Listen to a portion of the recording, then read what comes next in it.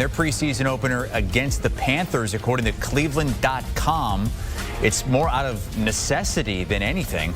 That's because most of their quarterbacks are hurt right now. Even Sanders has missed some time with a sore shoulder. He's been taking fourth-string reps at training camp, but Kenny Pickett and Dillon Gabriel have hamstring injuries, and Cleveland doesn't want to play 40-year-old Joe Flacco, who is likely going to be their starter when the season begins. So Sanders is reportedly going to get the nod to start on Friday night against Carolina. Let's get Emory Hunt in here. Emory, the first thing I want to ask you is this fair to Shedeur, who has 0 first-team reps to this point? Is not fair, Chris, and that's a great question, but this is football, and at the end of the day, get what you asked for, get it because you asked for it. You never know when those opportunities are going to come as a football player, and if you're Shedeur Sanders, and if you've been trying to impress enough to where you can, quote-unquote, earn those first-team reps or second-team reps, well, here's a grand opportunity on a national stage to show why you deserve to not only earn those reps, but be really in contention for a QB1 at the position, because if we're going to base this off talent, he's the most talented one in the room, but he has started where his draft slot indicated, although we know that was kind of fickle, but this is a situation where, hey, it may not be the best route for you. It may not have been how you wanted it to arrive, but hey, you're here. Now take full advantage of this opportunity. The Panthers reportedly are going to play their ones on defense, at least to start this game. So Shedeur Sanders might be facing a defense and a Carolina team that's expected to be much improved this season, that's reportedly had a great camp to this point. What are your expectations for Sanders when he goes out there and gets this start?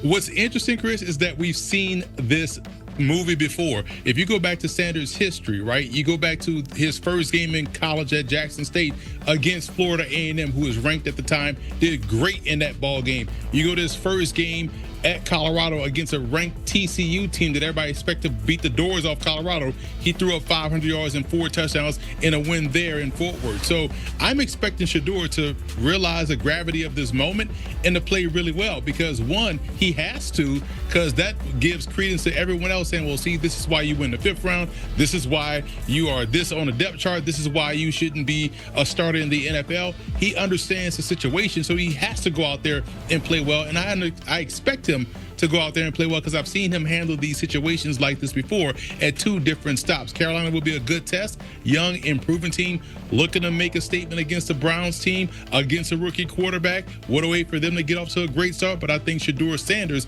based off his history, will more than be ready for this moment. I know how highly you think of Shedeur Sanders, even though he fell as far as he did. I know you still believe he's one of the top prospects in that entire draft class, and he might eventually show that. But how do you think this actually impacts the race to be the starter and the backup there in Cleveland, with Joe Flacco likely getting that starting nod, at least at the start of the season?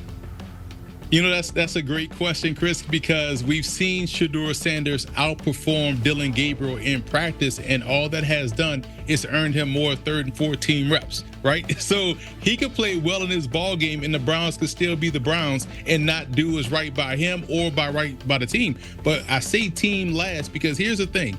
If he goes out there and plays well, and we've seen him play well in practice, it won't be long before the team starts saying, hey, this is the guy that needs to be out there. We saw this back in 2012 with Russell Wilson. Remember, they had just signed Matt Flynn to a bunch of money, and next thing you know, Russell Wilson, 3rd-round pick, short guy out of Wisconsin, comes in there, balls out, and makes it undeniable in the preseason games, to where the team was like, yo, this is the guy. I don't care we paid this guy this money. He needs to start. So this is why this opportunity for Shedeur, albeit under weird situations and how it came about, it's important for him to go out there and make sure he balls out.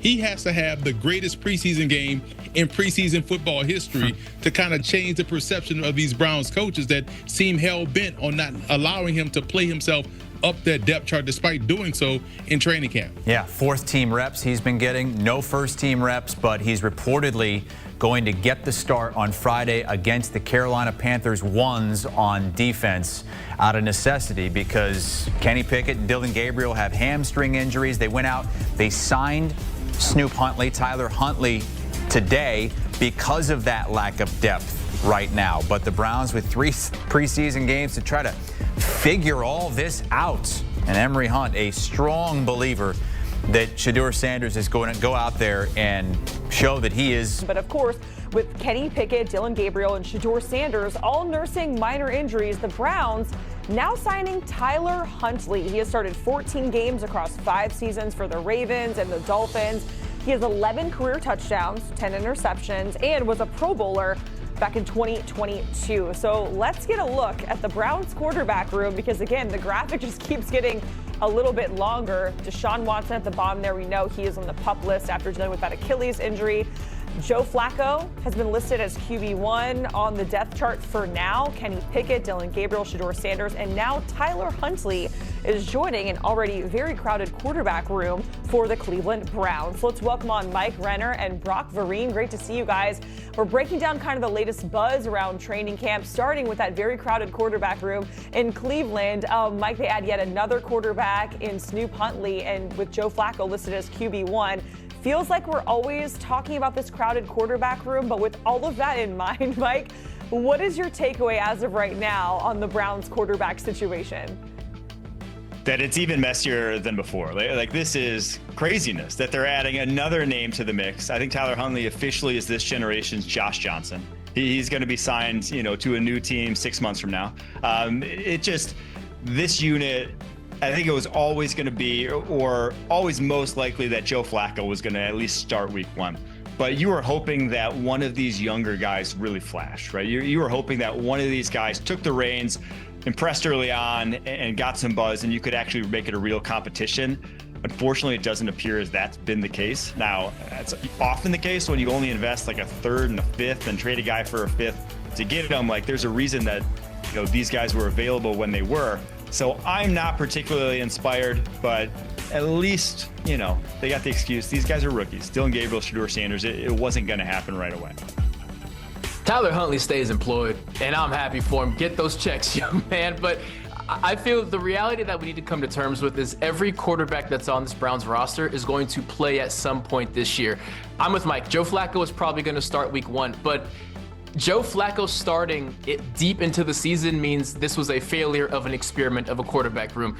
Dillon Gabriel's going to play at some point, Kenny Pickett's going to play at some point, and Shedeur Sanders is going to play at some point, whether it be injury related, whether it be pressure from the standpoint of, hey, we spent all this capital, we need to show the fans something, we need to show this defense something. They go out there, put their bodies on the line, and we have nothing to show for it. This offense is going to sputter, which is why I say every single one of these quarterbacks, we will see them in a starting role for at least one game this season. Guys, if they add any more quarterbacks, we're going to run out of room on the graphic. We're going to have to go to 2 different columns or go to a whole other screen altogether.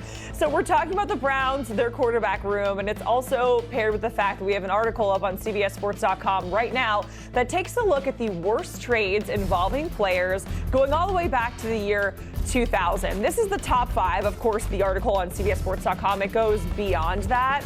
But sitting right there at the top, number 1, speaking of the Browns, is Deshaun Watson, who we just told you again is on the PUP list because of that Achilles injury. Number 1, with all of that guaranteed money that we've been talking about for so long. And here's the trade details again, with the Browns getting Deshaun in a 6th round pick and then everything that was sent over to the Texans. So, Mike, if we have an article that is about, the worst trades involving players over the last, 25 years or so, Deshaun Watson, again, with all that guaranteed money at number 1, it feels right to me. I don't even think we have to go back 25 years. We can go back 100 years. There's not a trade worse than this in NFL history. There just isn't. When you factor in everything that was going on, just go back to when that trade happened.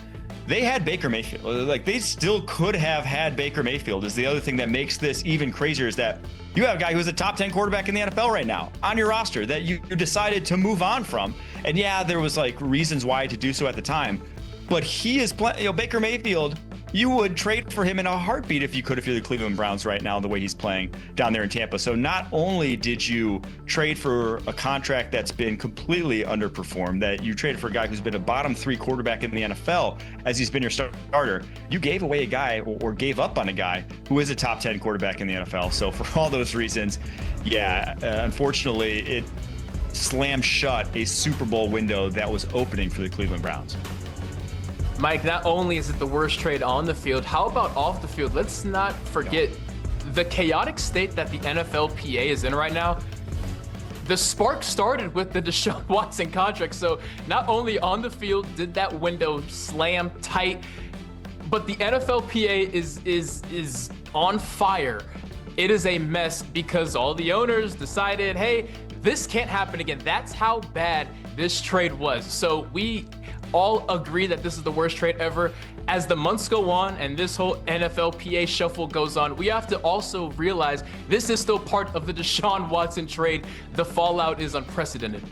All right, so we're all on the same page that number one, the Deshaun Watson trade, it feels right at number one. Mike even saying we can go back 100 years and it'll still be there at number one. Number two on that list is the Broncos and Russ going there, because right now, you know, Sean Payton, he is still there and he's hyping up his current QB1 in Bo Nix, recently saying he's going to be a top 4 or 5 quarterback, but, you know, Russ is now with the Giants. But once upon a time, the Broncos, as part of this trade, giving Russ a 5-year, $245 million contract with $165 million in guarantees.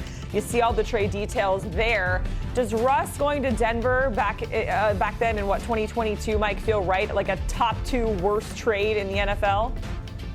It does, unfortunately, because similar reasons. They only compounded it, unfortunately, by adding Nathaniel Hackett to the mix and, you know, adding one of the worst OCs in the NFL over the past 5 years to be the guy calling plays for Russell Wilson. But the amount they gave up, you know,